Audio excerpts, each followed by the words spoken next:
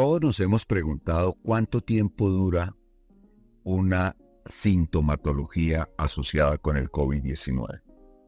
Probablemente no se lo puedo decir. Claramente hemos aprendido una gran cantidad de mecanismos fisiopatológicos por los cuales se desarrolla esta sintomatología prolongada. Pero aún no tenemos una claridad sobre lo que está pasando. El COVID-19 es un virus que ha venido modificándose y que ha venido mutando, que probablemente ha perdido virulencia, pero se sigue manteniendo en el tiempo entre nosotros. Ahorita lo que tenemos no es otra cosa diferente que una mutación a una variedad del Omicron que está mantenida y que probablemente cada vez que nosotros intentamos vacunarlo, la vacuna que nosotros utilicemos, estas vacunas polivalentes modificadas, van a no tener una efectividad tan trascendental en este virus. Eso simplemente nos dice que la mejor forma para nosotros protegernos es cuidarnos, no perder nuestros procesos que teníamos en el momento de la pandemia. Pero la verdad se perdió. A nadie le interesa si tiene gripa. A nadie le interesa volverse a bañar las manos. A nadie le interesa tener un tapabocas. No aprendimos. Desafortunadamente no aprendimos. Pero nosotros sí seguimos aprendiendo. Y les voy a contar qué ha pasado.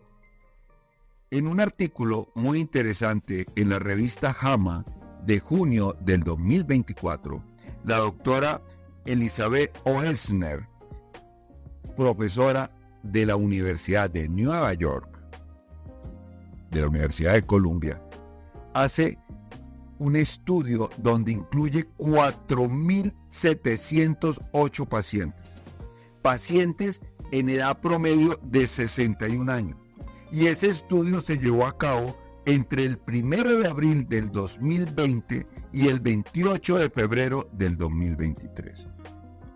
Empezando la pandemia, terminando la pandemia. Y encontró que en el primer pico de pandemia, la sintomatología promedio de una infección por COVID era 25 días. Pero cuando pasaron el tiempo y apareció el Omicron disminuyó la sintomatología a menos de 25 días. Ya empezaron a aparecer las vacunas. Y cuando aparecieron las vacunas, en el contexto general, disminuyeron el riesgo de síntomas prolongados en el tiempo. Pero sí se encontró que el 22.5% de todos los pacientes que habían tenido infección por Omicron, es decir, casi una quinta parte, mantenían síntomas. Y síntomas que se fueron manteniendo en el tiempo.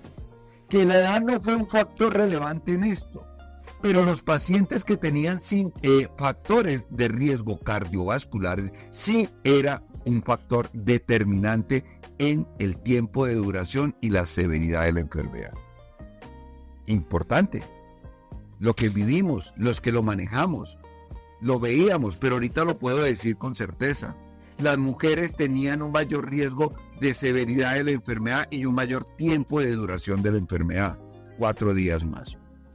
Todo esto nos ha permitido concluir, porque vemos, yo estoy viendo en este momento pacientes con COVID a que atendí en la unidad de cuidado intensivo en el 2020, en el inicio de la pandemia, aún con sintomatología asociada con el COVID.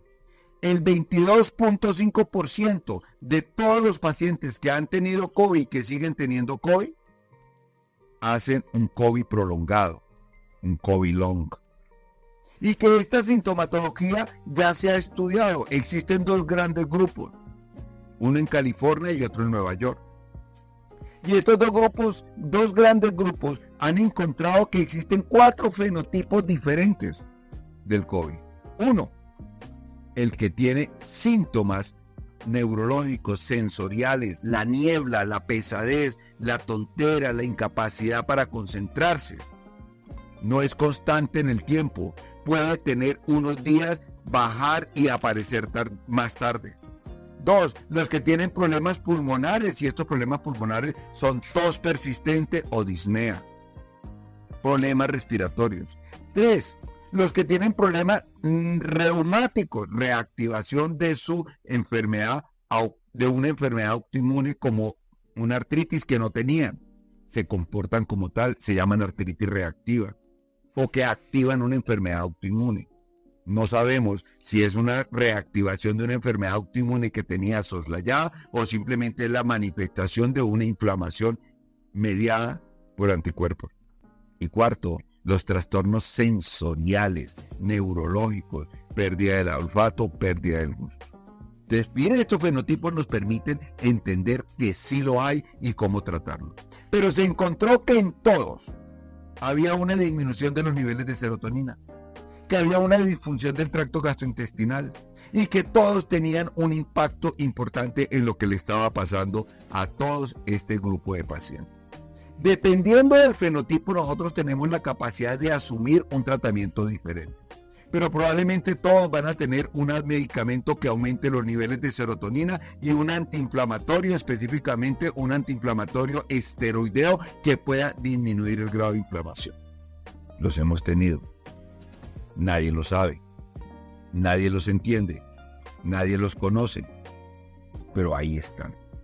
Y sabemos hoy en día que este síndrome post-COVID ya no es un síndrome post-COVID, es un síndrome post-viral. Y ahí pudimos entender que cualquier virus, y específicamente virus de influenza, tienen un impacto y que también pueden producir esta sintomatología.